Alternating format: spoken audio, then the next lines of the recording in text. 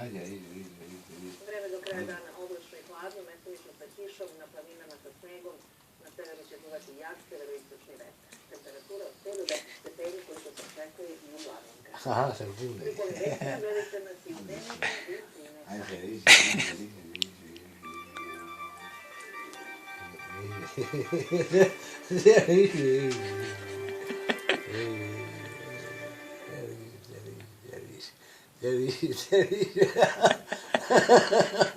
Možda se vas vidjeti na internetu, ja se gledam sve da se moje kuće. Ja se gledam sve da se moje kuće. Ja se gledam sve da se moje kuće. Čane.